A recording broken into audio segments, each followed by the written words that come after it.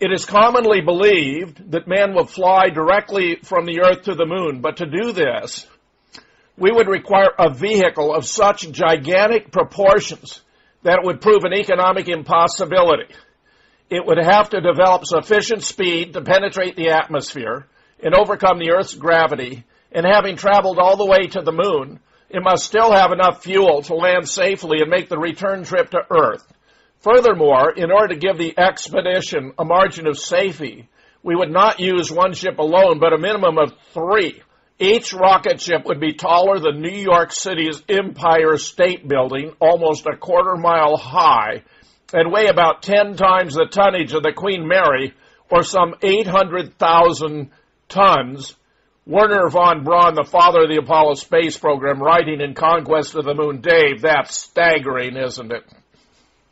It is indeed, and interestingly enough, it was fairly recently NASA, with their latest supposed moon mission that they proposed, which wasn't even going to involve landing on the moon. It was going to just basically send a capsule out there with a few guys to sort of hover in fixed lunar orbit for observational purposes. It wasn't even going to involve, the landing, which was the most technologically challenging part of the alleged Apollo missions. And for that project, they were talking about multiple rocket launches. There was either 2 or 3 launches for each mission, like the rover, the remote-controlled rover that they were going to send up. Now, here it comes again for the second pass. That's the big one, except not as big as the one that's coming up. Oh, here he goes. Now, the third pass. The third pass, friends, is another one where you're going to see it going into the fourth. See what I mean? I just told you that now, didn't I? Now, look at his hand. Look at the way his hand's handling again. And if you overhear this now, hey, wait a minute, where them crosshairs go this time, eh? Now they're squares. First you get crosshairs, now you get squares. Good God Almighty. If that's not one for the history books, I don't know what is. Now they've come full circle, and now they're saying that yeah, indeed, it would require multiple launches just to get men into lunar orbit, not even onto the surface of the moon, but just out into lunar orbit would require multiple launches. So, yeah, there was apparently that one period there in the late 60s, early 70s where none of those rules applied, and we were able to just kind of wing it, but... That's right. But every other... It's as though the laws of physics were suspended for that interval of time. Yeah, it really is, and... one of the most amazing things to me about the whole question of whether the moon launches were hoaxed or not is the fact that NASA has actually admitted at least 3 times that I'm aware of that we did not go to the moon in the 60s. Right now, we only can fly in Earth orbit. That's the farthest that we can go, and this new system that we're building is going to allow us to go beyond and hopefully take humans into the solar system to explore. So the moon, Mars, asteroids, there's a lot of destinations that we could go to, and we're building these building block components in order to allow us to do that eventually. On 3 separate occasions, they have said, on one occasion they said that we do not currently have the technology to deal with the lunar dust problem. Dust from the moon caused significant problems during some of the Apollo missions because the superfine dust got into the mechanics of spacecrafts or in the air seals of spacesuits, causing a loss of effective pressurizing. A whole slew of advanced technology will have to be developed so that, and basically what they've talked about, and again, I have these illustrations, on in my post, and what they've said is that they're going to have to create like sort of a spacesuit that remains like docked to the outside of the rover and of the lunar module, so that basically the astronauts would sort of step in through the back of these suits and then step away from the capsule, and it would seal, and then when they re-enter the capsule, they would, reverse that procedure and sort of back up and dock to the capsule, and then, somehow through an airlock or whatever it is, re-enter the capsule, so that the spacesuits would never re-enter the lunar modules. The reason being that they said that the dust would just pose a huge problem for the electronics and everything else, all the working and moving parts, and that they don't have the capability to deal with that dust, so they have to create this technology that would allow dust-free, walks on the moon, so to speak. But back in the 60s, they were out driving around in dune buggies, kicking up, big old rooster tails full of dust, dust flying everywhere, and, going in and out of the capsules with no airlocks or anything else. And apparently wasn't a problem then. But NASA has explicitly said that now, 40 plus years after the fact, we do not have the technology to deal with lunar dust, and if we're serious about going to the moon, we have to develop that technology. So that was one example. On another occasion, they announced that we do not currently have any suitable material for building spacesuits that would withstand the temperature extremes and just the extreme environment that can counteract the force of a vacuum. And you're trying to figure out what I'm talking about. I'm saying, look it up. Go look at this up online if you get a chance. A bag of air cannot survive in a vacuum chamber. It can't. It blows up really tight, and eventually it bursts. So why aren't the astronaut suits going tight as a snare drum from the air that's inside the arms and legs and torso? Because it's not skin tight. Like the Michelin Man, right? Exactly. It would look just like the Michelin Man, but it would be so rigid you wouldn't be able to bend anything. I mean, you'd might as well be in a suit of wood. I'd rather have a sister who worked in a cat house than a brother who worked for NASA. As we discussed, at this point I must stay anonymous. The fluid control industry is a small village. Let us just say I am a professional in the valve industry. The point of this letter is to draw attention to certain aspects of seals, valves, and actuators that must be part of any artificial environment to maintain life and functionality.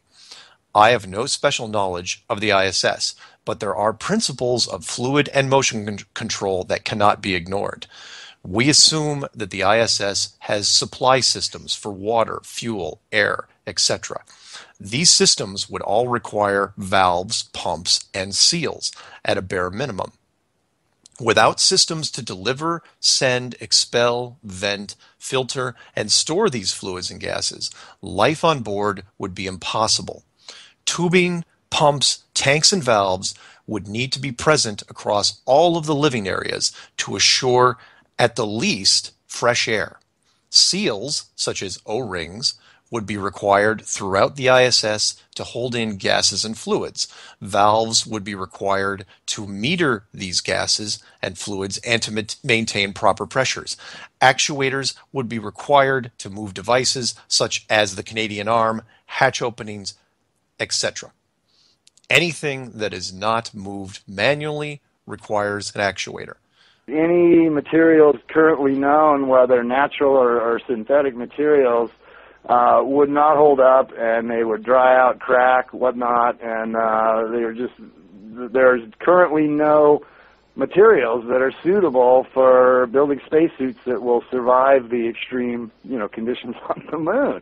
And they can announce stuff like this with a straight face without even acknowledging, and the amazing thing to me is that never does a reporter stand up and raise their hand and say, hey, wait a minute, how did we do it back in the 60s if you're saying that even now we don't have the technology to do it, And the third one that they have talked about is the radiation problem, which they've called a showstopper. And again, I have artist conceptions direct from NASA of these elaborate technological shields that would have to be built on the surface of the moon just to allow the astronauts to to land on and work on the surface of the moon for various periods of time. So we have at least three things that we do not now have, and this is all direct. This is not me saying this. This is NASA talking heads who have said that we simply do not have the radiation protection technology, we do not have the spacesuit technology, and we do not have the technology to deal with the lunar dust. All three of those are major hurdles that have to be resolved before we can go back to the moon.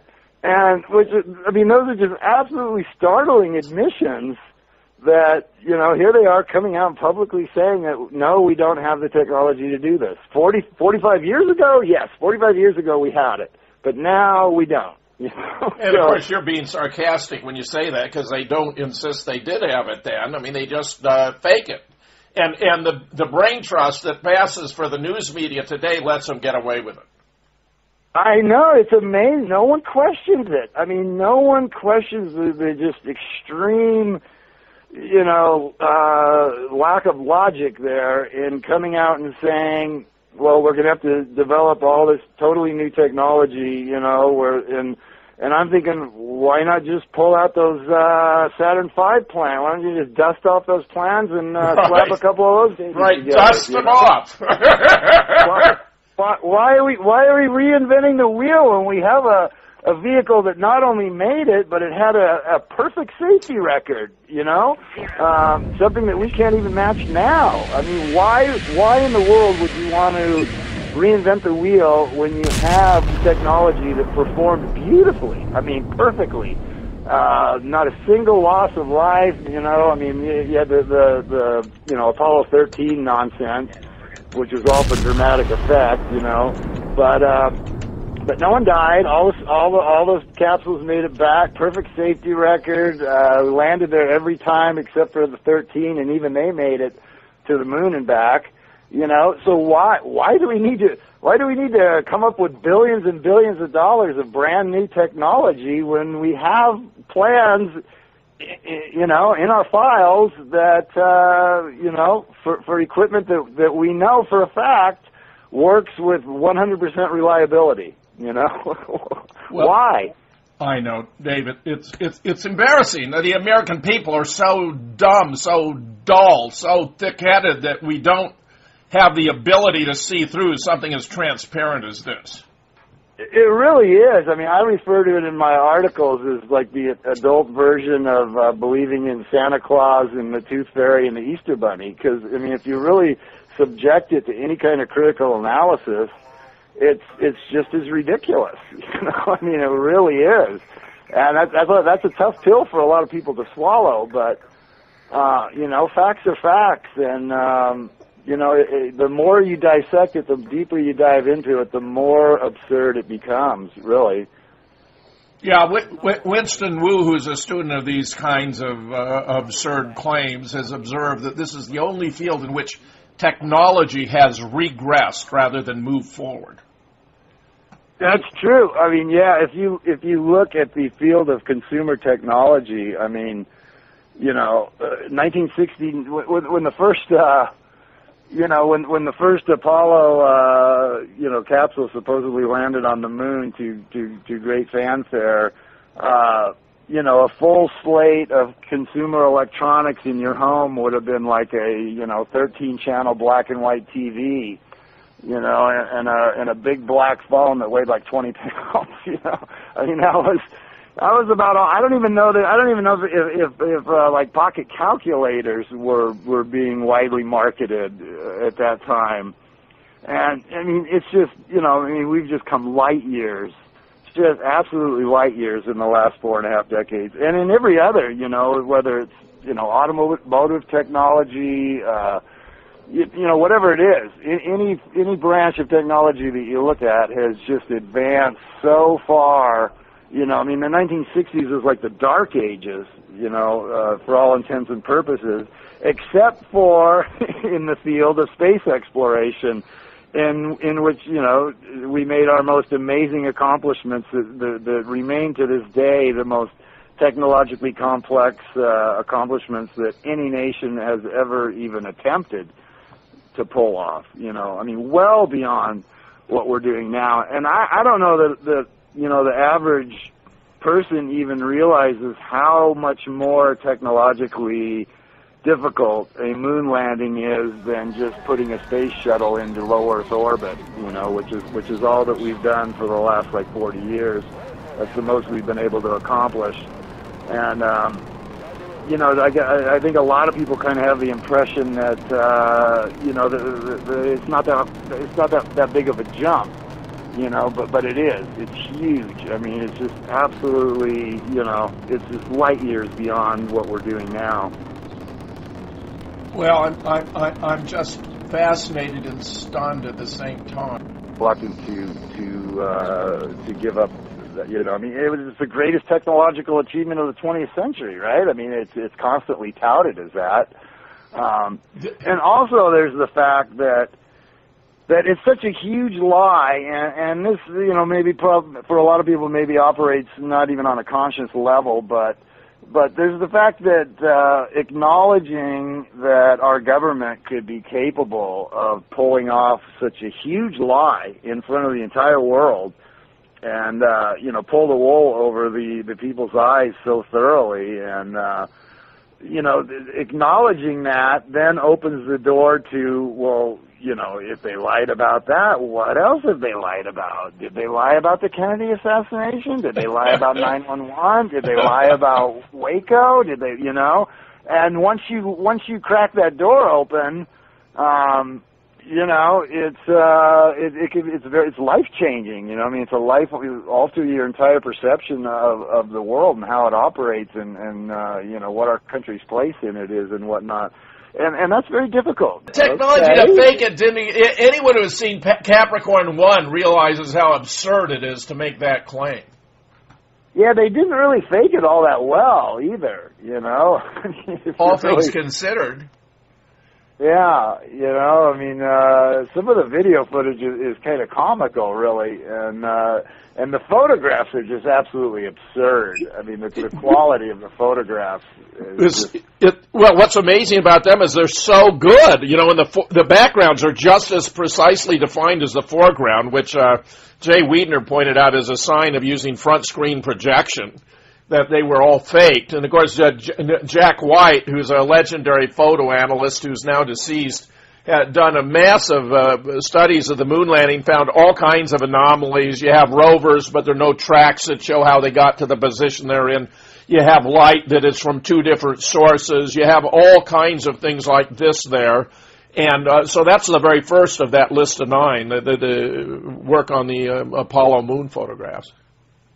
Yeah, absolutely. They're just littered with anomalies, and even above and beyond all that, they're just, the photos themselves are just physically impossible, you know? I mean, they're just not humanly possible, you know? I mean, I'm a photographer myself, and, you know, I'm a little older than I like to admit, and, you know, I have experience working with manually operated cameras where you have to set, you know, manual exposure, manual focus, and obviously you have to frame it manually, and, you know, all of those things were impossible. They didn't even have viewfinders on those cameras. You know? They didn't even have viewfinders. They were mounted right on the spacesuit, so they couldn't even focus.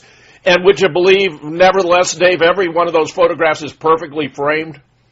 And they're wearing helmets with visors and pressurized gloves, and, you know, all of this restricting, you know, restricts your field of vision, restricts your manual dexterity and whatnot. And you know, I got into it with one of the debunkers once about the photos, and I challenged him. I said, "Well, you show me then. You show me how it can be done. You know, you put on a motorcycle. You know, get a manually operated camera, an old, you know, 1960s vintage camera, and strap it on your chest, and put on a motorcycle helmet, and put on some nice big heavy winter gloves." And, you know, affix the camera to your chest so that you can't look through the viewfinder, and you just have to guess on the focus, and you have to guess on the exposure, and you have to guess on how the shot's framed. And you go out and you shoot a few rolls of film like that, and let me know how that works out for you.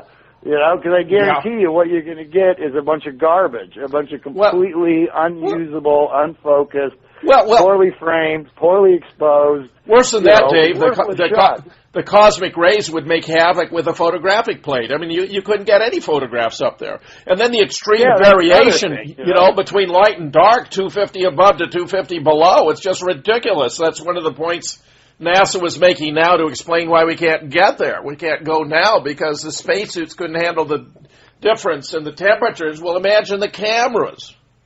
I know, and the film stock, you know, Yeah. this is like standard 1960s film stock, you know, Right, not I very know. high tech, not very high tech to say the least. This you know? isn't very far from the days when very temperature sensitive, very radiation sensitive. Yes. And yeah, they're shooting up there in the moon, 250 degrees above, you know, 250 degrees below zero, massive radiation.